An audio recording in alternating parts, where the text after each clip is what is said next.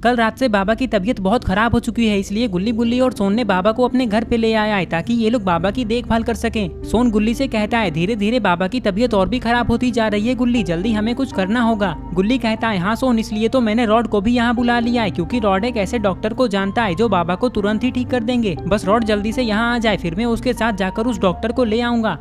अरे वाह गुल्ली, ये तो तुम लोगों ने बहुत अच्छा किया। ये लोग बातें कर ही रहे थे कि तभी यहाँ बुल्ली गिलास में पानी लेकर आ जाता है और बाबा से कहता है ये लीजिए बाबा, मैं आपके लिए गर्म पानी लेकर आया हूँ, फटाफट इसे पी लीजिए, हो सकता है इससे आप जल्दी ठीक हो जाएंगे।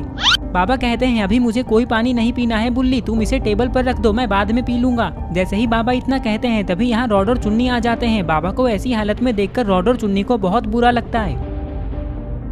रॉड कहता है चलो गुल्ली जल्दी से उस डॉक्टर को लेकर आते हैं, बाबा की तबीयत तो बहुत खराब है। रॉड की बात सुनकर बाबा कहते हैं तुम लोग चाहे कोई भी डॉक्टर को लेकर आ जाओ, लेकिन वो मुझे ठीक नहीं कर पाएगा। अरे बाबा आप ऐसा क्यों बोल रहे हैं, कोई डॉक्टर आपको क्यों नहीं ठीक कर पाएगा? बाबा कहते हैं हाँ मैं सच कह रहा हूँ, अगर तुम लोग चाहते हो कि मैं जल्दी से जल्दी ठीक हो जाऊँ तो तुम लोगों को मेरा एक काम करना होगा। सोन कहता है हाँ बाबा बताइए कौन सा काम करना है हमें। मैं तुम लोगों को एक बहुत बड़ा काम देने जा रहा हूँ, अगर तुम लोग उस काम को पूरा कर दोगे तो मैं ठीक हो जाऊंगा। पहले मैं तुम लोगों को ये बताना चाहता हूँ कि मेरी तबीयत इसलिए खराब हुई है क्योंकि मेरी शक्तियाँ धीरे धीरे खत्म होती जा रही है। तुम लोगों को तो पता ही है कि अगर मेरी सारी शक्तियाँ खत्म हो जाएगी तो मैं किसी से भी नहीं लड़ पाऊंगा, इसलिए तुम लोगों को मेरी शक्तियाँ वापस लानी होगी जो कि एक जादुई छड़ी के अंदर है। गुल्ली कहता है हाँ बाबा, हम लोग उस जादुई छड़ी को पक्का लेकर आएंगे, लेकिन हमें वो मिलेगा कहाँ? मुझे उस जादुई छड़ी के बारे में ज्यादा कुछ नहीं पता है, बस मैं इतना जानता हूँ कि वो छड़ी तुम लोगों को माया नगरी में मिलेगा जो कि रेगिस्तान में ही कहीं है। रॉड कहता है गुल्ली बुल्ली और सोन, रेगिस्तान तो यहाँ से बहुत दूर है, हमें वहाँ बस से जाना होगा, मैं जल्दी से फोन करके एक बस बुला लेता हूँ। ये कहकर रॉड बस वाले को कॉल लगाने लगता है। बाबा आप चिंता मत करिए, हम लोग उस जादुई छड़ी को ले आएंगे और अगर रेगिस्तान में हमें वो माया नगरी नहीं मिलेगा तो हम लोग किसी से माया नगरी का पता पूछकर वहाँ चले जाएंगे। बाबा कहते हैं नहीं सोन, ऐसा नहीं होगा, माया नगरी का पता तुम लोगों को कोई नहीं बता सकता क्योंकि वहाँ का पता किसी को पता ही नहीं है। लेकिन मेरी बात याद रखना, तुम लोगों को वहाँ बहुत संभल कर जाना होगा क्योंकि माया नगरी में जादुई चीजें होती रहती है। रॉड कहता है चुन्नी तुम बाबा के साथ यहीं रहकर बाबा का देखभाल करो क्योंकि पता नहीं हमें वापस आने में कितना टाइम लगेगा। जाओ गुल्ली बुल्ली और सोन, तुम लोगों को खाने पीने की जो भी पैकिंग करनी है जल्दी से कर लो क्योंकि तुम लोगों को तो पता ही है कि रेगिस्तान में हमें खाने पीने के लिए कुछ भी नहीं मिलेगा। ये बात सुनकर बुल्ली और सोन पैकिंग करने के लिए चले जाते हैं। कुछ ही देर में इन लोगों की बस आ जाती है और ये लोग रेगिस्तान जाने के लिए बस में बैठ जाते हैं। तभी बस शुरू हो जाती है और ये लोग यहाँ से जाने लगते हैं।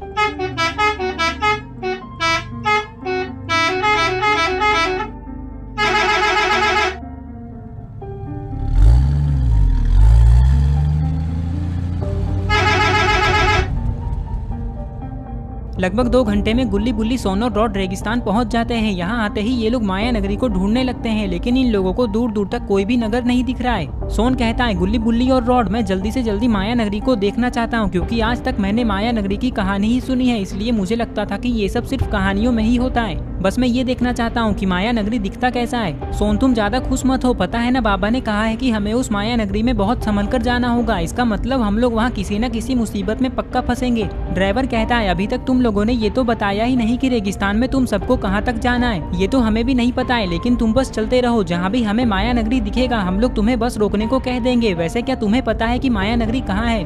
ड्राइवर कहता है नहीं मुझे नहीं पता है, मैं तो ये भी नहीं जानता था कि माया नगरी रियल में भी होता है।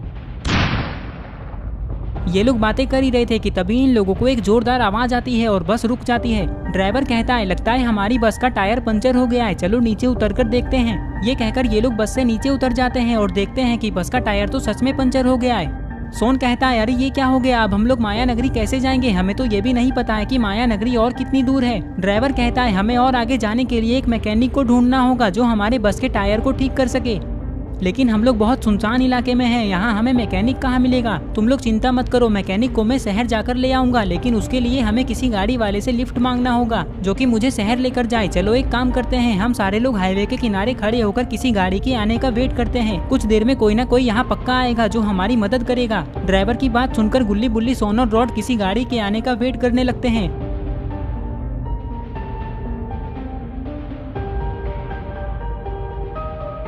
बहुत देर वेट करने के बाद भी इन लोगों को इस हाईवे में एक भी गाड़ी नहीं दिखता है। सोन कहता है मैं खड़े खड़े बहुत थक चुका हूँ, गाड़ी के आने का वेट तुम लोग करो, मैं आराम करने जा रहा हूँ। बुल्ली कहता है चलो एक काम करते हैं सोन, हम लोग यहाँ टेंट लगा देते हैं और उस टेंट के अंदर आराम करते हैं। वैसे भी यहाँ हम में से कोई एक भी खड़ा रहेगा तो भी हमारा काम हो जाएगा। जाओ सोन तुम बस के अंदर से हमारा बैग लेकर आओ। बुल्ली की बात सुनकर सोन बैग लाने के लिए जाने लगता है। कुछ ही देर में ये लोग टेंट लगा देते हैं और सोन टेंट के अंदर आराम भी करने लगता है। लेकिन इधर अभी तक ड्राइवर को दूर दूर तक एक भी गाड़ी नहीं दिखा है। ऐसे ही इन लोगों को गाड़ी का वेट करते करते रात हो जाती है।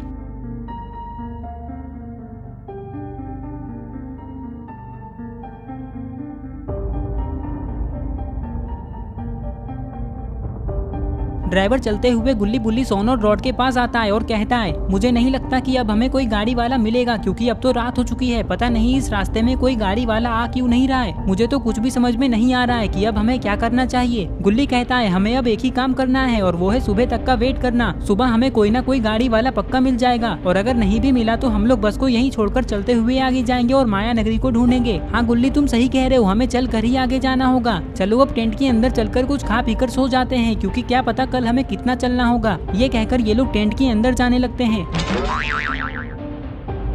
पता नहीं इन लोगों को सुबह भी कोई गाड़ी वाला मिलेगा या नहीं, यही सोचते हुए ये लोग खा पीकर सो जाते हैं। लेकिन इन लोगों को ये नहीं पता है कि इस रेगिस्तान में इंसानों को खाने वाले बहुत सारे खतरनाक लोमड़ी रहते हैं जो रात को ही बाहर निकलते हैं। ये सारे लोग सो ही रहे थे कि तभी अचानक इन लोगों को बहुत सारे लोमड़ियों की आवाजें सुनाई देने लगती है, जिससे ये लोग उठ जाते हैं। गुल्ली कहता है अरे ये लोमड़ियों की आवाजें कहाँ से आ रही है, चलो बाहर चलकर देखते हैं। ये कहकर ये लोग टेंट से बाहर आते हैं और देखते हैं कि यहाँ तो बहुत सारे लोमड़ी हैं जो दिखने में बहुत खतरनाक लग रहे हैं, लेकिन अभी तक एक भी लोमड़ी ने इन लोगों को नहीं देखा है।